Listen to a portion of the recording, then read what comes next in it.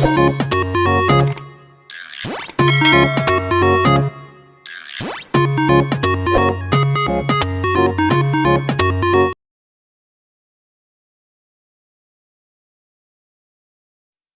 आपको क्या पढ़ना है, नेचर ऑफ द रूट्स पढ़ने। क्या पढ़ने हैं? Nature of the roots. ये बहुत मोस्ट इंपॉर्टेंट टॉपिक है, ध्यान से सुनिए इसको अच्छे से। इसका एक क्वेश्चन आएगा एग्जाम में, नेचर ऑफ द रूट्स जरूर आता है, ठीक है। अभी कुछ भी पढ़ने वढ़ने नहीं पलटे, यहाँ देखिए नेचर ऑफ द रूट्स।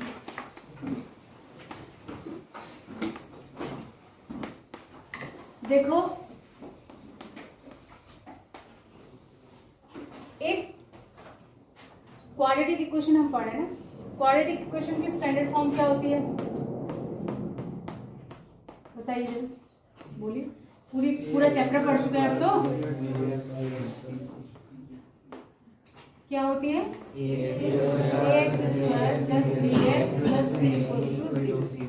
ठीक है। यहाँ पर वेरिएबल x है और a b c आपके क्या है? कोफिशिएंट है, ठीक है। ये x का x स्क्वायर का, ये x का, और ये सिंगल टर्म हो गया, ठीक है। अब यहाँ पर आप इसको फैक्टराइज करते हो तो कितने फैक्टर निकलते हैं? कितने फैक्टर निकलते हैं? दो, ठीक है। एक और फॉर्मूला होता है जिससे हम इसको फैक्टराइज कर सकते हैं। अब उस फॉर्मूले को हम कहाँ पर यूज कर सकते हैं? क्या हर जगह उसको यूज करना चाहिए? उसको अप्लाई तो किसी भी क्वेश्चन में कर सकते हैं, जो मिड टर्म स्प्लिटिंग से भी हो सकता है, वहां पर भी अगर हम इसी फॉर्मूले को अप्लाई करना चाहें तो हम अप्लाई कर सकते हैं, ठीक है। लेकिन क्योंकि इसको अप्लाई करना थोड़ा सा डिफिकल्ट होता है और मिड टर्म स्प्लिटिंग से करना थोड़ा आसान होता है, तो लोग प्रेफर करते हैं कि मिड टर्म स्प्लिटिंग से ही कर देते हैं। फॉर्मूला क्या होता है? फॉर्मूला होता है x इक्वल टू, अब ये x इक्वल टू जो मैं लिख रही हूँ, ये x की वैल्यू निकालने जा रही हूँ। मतलब आप दो वैल्यू निकालते हैं ना क्वाड्रेटिक इक्वेशन से, x की दो आंसर्स निकालते हैं, दो जीरोस निकालते हैं, वही है ये x equal to minus B, ये माइनस फॉर्मूले में ही है, ठीक है, plus minus root B square minus 4ac whole upon 2a। Whole upon मैंने ये पूरा यहाँ तक है अपॉन बी तक, ठीक है। ये एक फॉर्मूला है। अब इससे x के दो रूट निकलते हैं, कितने रूट निकलते हैं? दो। अब आप पूछेंगे फॉर्मूला तो एक है, दो कैसे निकलते? दो ऐसे निकलते हैं, यहाँ पर है प्लस माइनस, ठीक है। तो जब हम इस चीज को सॉल्व कर लेते हैं ना, इस चीज को, आप सोचो, एक एग्जांपल दे रही मैं आपको। अगर आपका b10 है, ठीक है, b10 है आपका, तो यहाँ पर आएगा -10 फॉर्मूले के अकॉर्डिंग आएगा, फिर आप लगाओगे प्लस माइनस, और ये पूरा रूट सॉल्व करके अगर आपके पास आंसर आता है 4, तो यहाँ पर आ जाएगा 4, और नीचे अगर आपका a है 2, ठीक है, a आपका 2 है, तो 2 2 से क्या हो जाएगा? 4। ये x की वैल्यू आ गई। अब इससे दो वैल्यू निकलेगी, कैसे? एक बार हम -10 के साथ प्लस 4 करेंगे, तो एक वैल्यू तो हो जाएगी -10 प्लस 4 अपॉन 4, और एक बार माइनस लेंगे तो दूसरी वैल्यू हो जाएगी -10 माइनस 4 अपॉन 4, तो ये हो जाएगा -6 अपॉन 4, और ये हो जाएगा -14 अपॉन 4, तो ये हो जाएगा -7/2, और ये क्या हो जाएगा? -3/2। तो इस तरीके से इसकी दो वैल्यू निकलती है x की। इस फॉर्मूले को कहते हैं क्वाड्रेटिक फॉर्मूला। क्या कहते हैं इसको? और इस फॉर्मूले को एक इंडियन मैथमेटिशियन थे श्रीधराचार्य, उन्होंने दिया था, ठीक है। तो उसको श्रीधराचार्य का फॉर्मूला भी कहते हैं, पहले बुक में लिखा हुआ रहता था, अब इसको क्वाड्रेटिक फॉर्मूला कह देते हैं, ठीक है ना, समझ में आ रहा है। तो वो मैथमेटिशियन थे, तो उन्हीं के नाम पे उन्होंने ये फॉर्मूला बताया था, उनके नाम से भी इसको कहते थे। पुरानी बुक्स में, बहुत पुरानी हम लोगों के टाइम की बुक्स में उनके नाम से ही लिखा रहता था, अब इसको क्वाड्रेटिक फॉर्मूला कह देते हैं। तो क्वाड्रेटिक फॉर्मूला से आप किसी भी क्वाड्रेटिक इक्वेशन के दो रूट्स निकाल सकते हैं, ठीक है। जहां पर आपको ABC पता होना चाहिए बस, फिर तो इस फॉर्मूले में रखना ही है और कुछ करना नहीं है। लेकिन जिस फॉर्मूले का फैक्टराइजेशन, जिस पॉलिनोमियल का फैक्टराइजेशन मिड टर्म स्प्लिटिंग से नहीं हो पा रहा हो, सबका नहीं हो पाता है, याद रखिएगा। आपको भी ये लगता होगा कि हर इक्वेशन मिड टर्म स्प्लिटिंग से फैक्टराइज हो जाती है, ऐसा नहीं है। तो जहां पर मिड टर्म स्प्लिटिंग से फैक्टराइजेशन संभव नहीं होता है, वहां पर आदमी क्या करेगा? तभी तो ये निकाला गया होगा ना फॉर्मूला। कोई अल्टरनेट मेथड भी तो होना चाहिए। अगर मान लिया नहीं निकल रहा मिड टर्म स्प्लिट ही नहीं हो रहा, ऐसा हिसाब ही नहीं बन रहा है कि बीच वाला और लास्ट वाला का कॉम्बिनेशन बन जाए जैसा हम बनाते हैं, तो वहां पर फिर हम इस फॉर्मूले को अप्लाई करते हैं। लेकिन इस फॉर्मूले को वहां पर अप्लाई करने से ये मतलब नहीं है कि जो मिड टर्म स्प्लिटिंग से क्वेश्चन सॉल्व नहीं होते सिर्फ वही इससे सॉल्व होता है, ऐसा नहीं। इससे कोई भी क्वेश्चन सॉल्व हो जाता है। जो मिड टर्म स्प्लिटिंग से हो सकता है वो भी इससे सॉल्व हो जाता है, और जो मिड टर्म स्प्लिटिंग से नहीं हो सकता वो भी इससे सॉल्व हो जाता है। बात समझ में आ गई? लेकिन जो इससे सॉल्व होते हैं वो सारे मिड टर्म स्प्लिटिंग से सॉल्व होते हैं, ऐसा नहीं है। बात समझ आ गई आपको? अब इसमें ये जो है ना, ये रूट के अंदर जो ये है, यही बहुत इंपॉर्टेंट चीज है। इसको कहते हैं डिस्क्रिमिनेंट। क्या कहते हैं? इसको कहते हैं डिस्क्रिमिनेंट। क्या नाम है इसका? डिस्क्रिमिनेंट।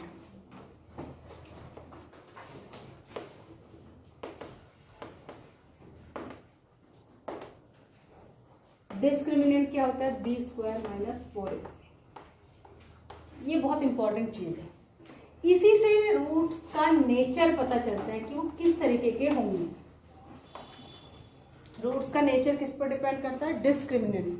और डिस्क्रिमिनेंट किसको कहते हैं? इसको कहते हैं बी स्क्वायर माइनस 4ac को क्या कहते हैं? डिस्क्रिमिनेंट। अब देखो क्या क्या हो सकता है।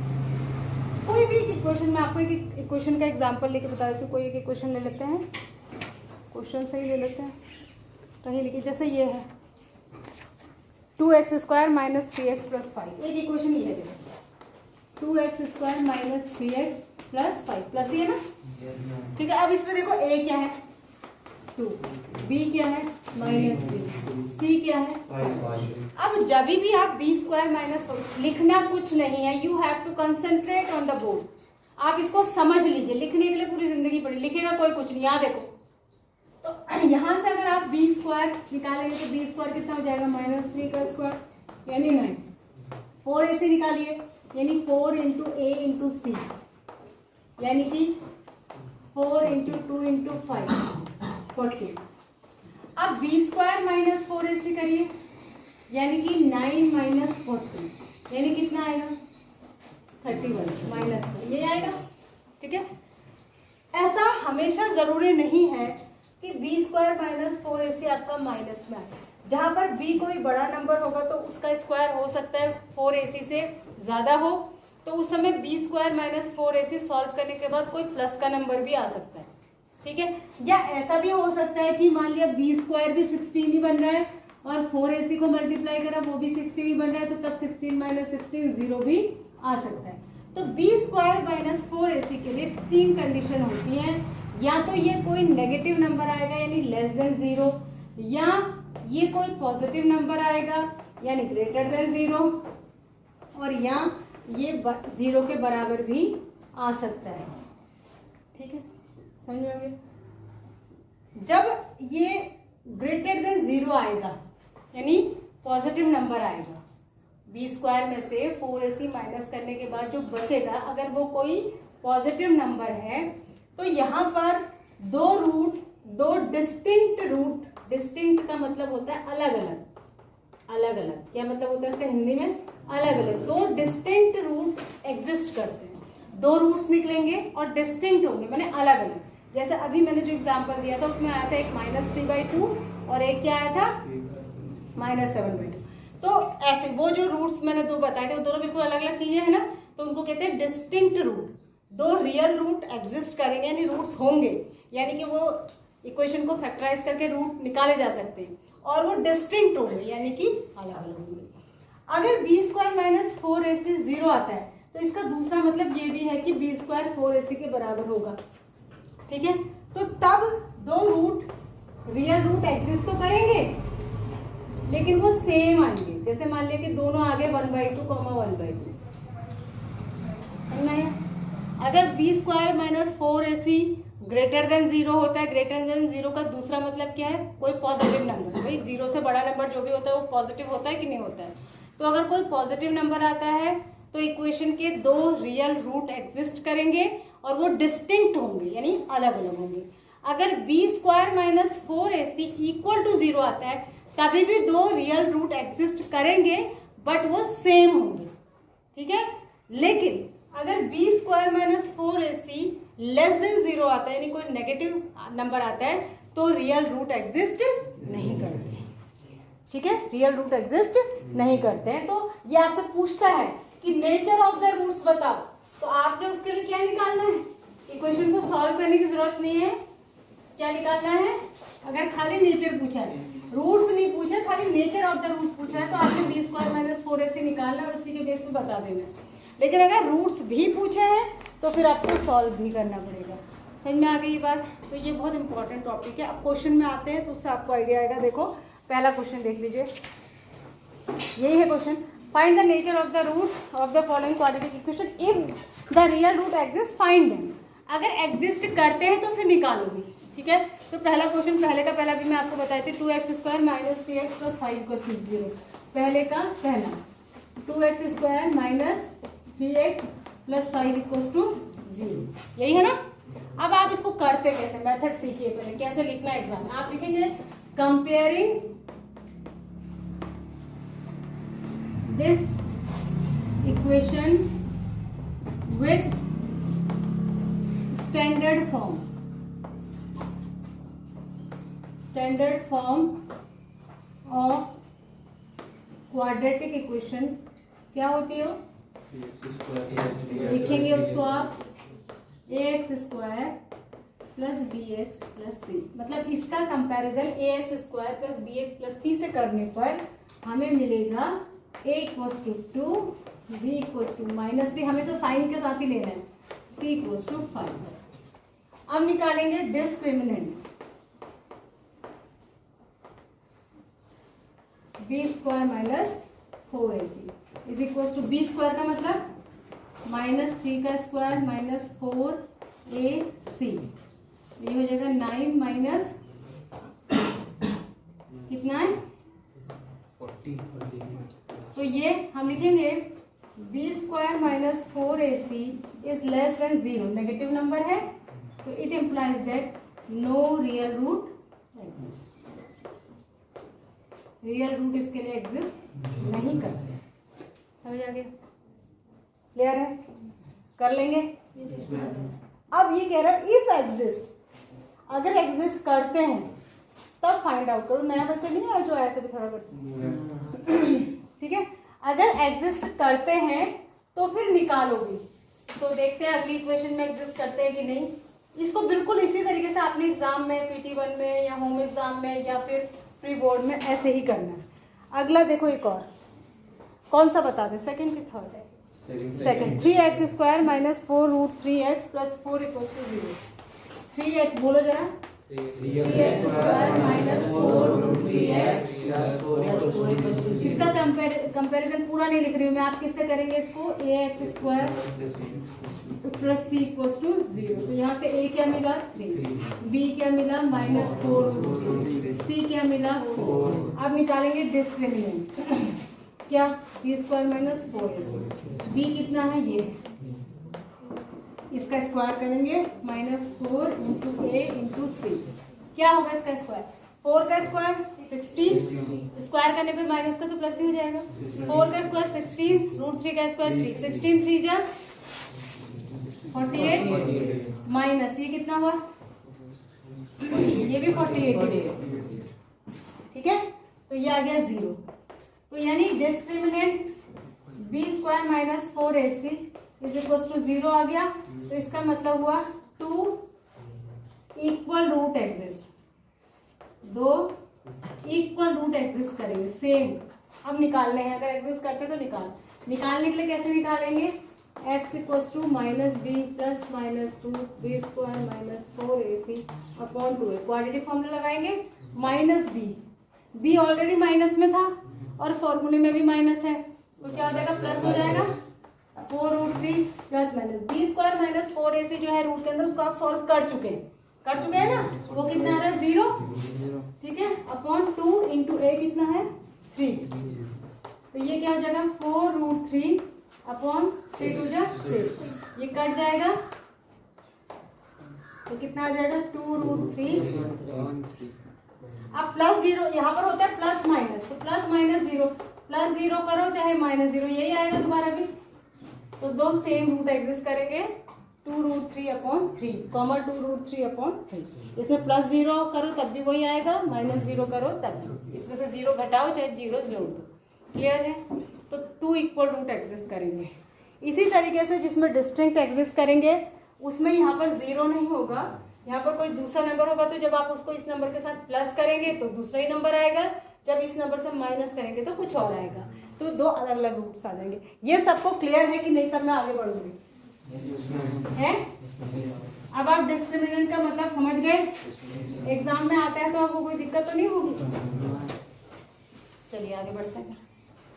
अगला कहता है find the value of k for each of the following quadratic equation so that they have two equal root. अब ये कह रहा है, खुद ही अपने आप इसने बता दिया, आपको चेक नहीं करना। ये कह रहा है कि जो दो इक्वेशन दी हैं, अगर उसके दो इक्वल रूट्स एग्जिस्ट करते हैं तो आप के की वैल्यू निकालिए। पहला है 2x² प्लस kx प्लस 3 = 0। क्या है बताइए?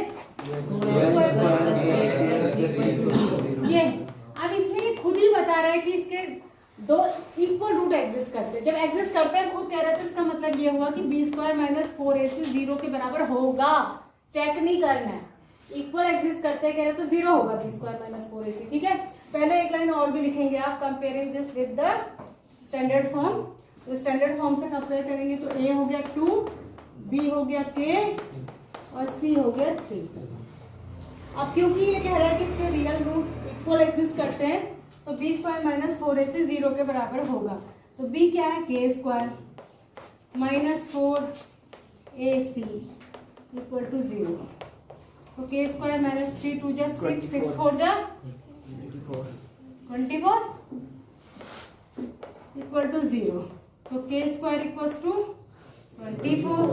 तो k = √24 प्लस माइनस भी आएगा, हमेशा प्लस माइनस में लिखना चाहिए। ठीक है, तो ये क्या हो जाएगा? k = √24 को फैक्टराइज करो, 6 4 जा होता है, या और बताओ 3 इंटू 2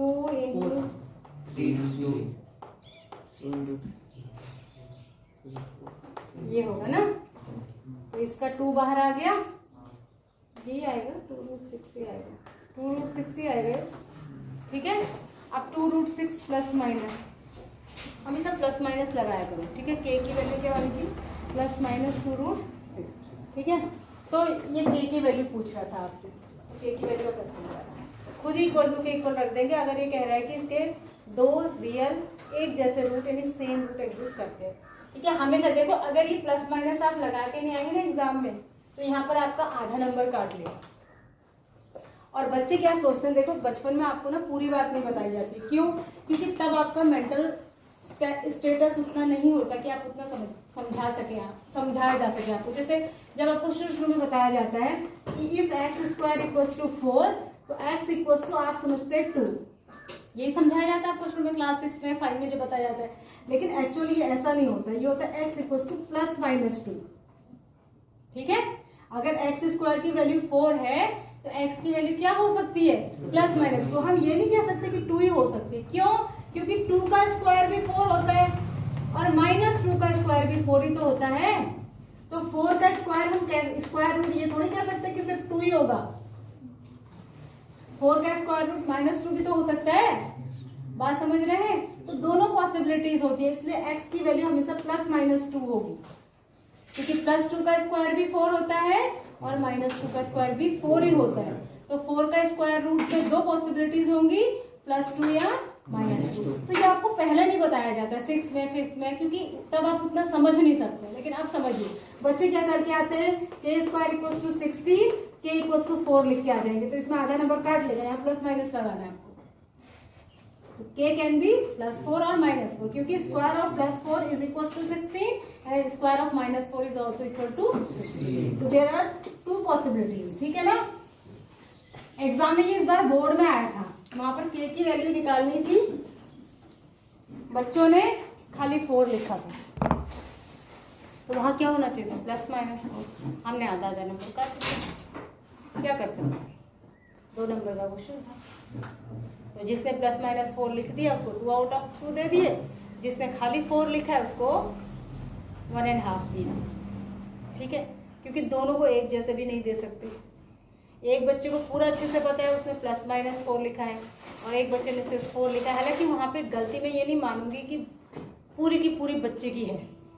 कई स्कूल्स में कई टीचर्स क्लियर ही नहीं करते हैं, तो हो सकता है बच्चे को बताया ही नहीं गया हो, कि अगर एक्स स्क्वायर इक्वल्स टू 16 है तो एक्स इक्वल्स टू 4 नहीं होता, प्लस माइनस 4 होता। अब गलती जिसकी भी थी खामियां जो, तो उस समय बोर्ड के एग्जाम में जब कॉपी बच्चे ने लिखी है तो हमें ये क्लियर नहीं है कि उसको बताया ही नहीं गया है कि उसको आता ही नहीं है, तो नंबर तो कट ही जाते हैं, है ना। आगे देखो, इसका सेकेंड पार्ट आप खुद करेंगे। अगला देखो, is it possible to design a rectangular mango grove whose length is twice its breadth and the area is 800। क्या कह रहा है, समझो इसको। क्या कह रहा है, ये कह रहा है कि क्या एक आम का ऐसा बगीचा डिजाइन करना पॉसिबल है, पॉसिबिलिटी पूछ रहा है आपसे।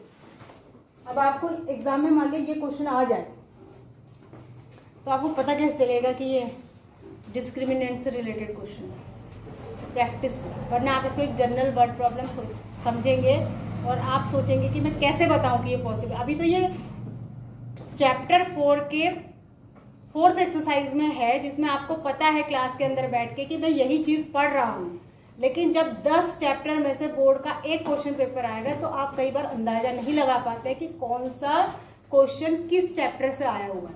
बच्चे क्वाड्रेटिक और लीनियर के ही क्वेश्चन में अंदाजा नहीं लगा पाते कि ये क्वाड्रेटिक इक्वेशन की वर्ड प्रॉब्लम आई है कि लीनियर की आई है, और इसमें भी नहीं अंदाजा लगा पाएंगे कि पॉसिबिलिटी पूछी है तो ये कहीं, आप कई बच्चे ये भी सोच लेंगे कहीं प्रोबेबिलिटी तो नहीं है, ठीक है। तो ऐसा नहीं सोचना है। ये कह रहा है क्या ये पॉसिबल है ऐसा रेक्टेंगुलर मैंगो ग्रोव डिजाइन करना जिसकी लेंथ उसकी ब्रेथ की ट्वाइस हो। क्या हो, लेंथ ब्रेथ की ट्वाइस हो। किसकी ट्वाइस हो, ब्रेथ की। तो मान लिया ब्रेथ x है, लेंथ क्या हो जाएगी, और एरिया कितना हो कह रहा है 800, ठीक है। तो एरिया कैसे निकलता है, लेंथ इंटू ब्रेथ, यानी 2x into x equals to 800, यानी 2x स्क्वायर इक्वल्स टू 800, यानी x स्क्वायर इक्वल्स टू, क्या लिख दिया मैंने, x स्क्वायर इक्वल्स टू 400। अब ये पूछ रहा कि क्या ये पॉसिबल है डिजाइन करना, कैसे बताएंगे पॉसिबिलिटी, बताइए पॉसिबिलिटी कैसे बताएंगे, कौन है जो मुझे बता देगा, बताओ। इसको अगर इधर ले आए तो क्या हो जाएगा, x square minus 400 equals to 0। Standard form में लिखेंगे तो क्या होगा, ये इसमें खाली स्क्वायर वाला टर्म है, लास्ट वाला टर्म है, बीच का टर्म नहीं है एक्स वाला, तो इसको स्टैंडर्ड फॉर्म में लिखेंगे तो इसको लिखेंगे x square plus 0 into x minus या प्लस करके माइनस 400 इक्वल्स टू 0।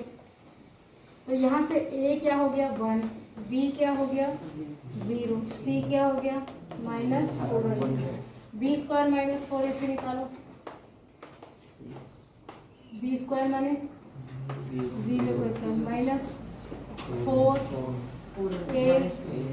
a क्या है 1, c क्या है, तो कितना हो गया, ये प्लस में हो जाएगा 16 से प्लस में आ रहा है, पॉजिटिव आ रहा है, तो बिल्कुल पॉसिबल है, ठीक है। डिस्क्रिमिनेंट से तो बताएंगे, अगर ये नेगेटिव नंबर आता तो ये पॉसिबिलिटी होती ही नहीं। हमने क्या कहा है, अगर नेगेटिव नंबर आ रहा है तो इसका मतलब रूट एग्जिस्ट ही नहीं करते, यानी हम x की वैल्यू निकाल ही नहीं पाएंगे, ये तो मतलब है। तो x यहाँ पर हम क्या ले रहे हैं, ब्रेथ ले रहे हैं ना ब्रेथ, तो ब्रेथ जब निकाल ही नहीं पाएंगे तो हम बताएंगे कैसे लेंथ और ब्रेथ। तो उसने कहा था अगर एग्जिस्ट करते हैं तब बताइए कि कितने होंगे लेंथ और ब्रेथ।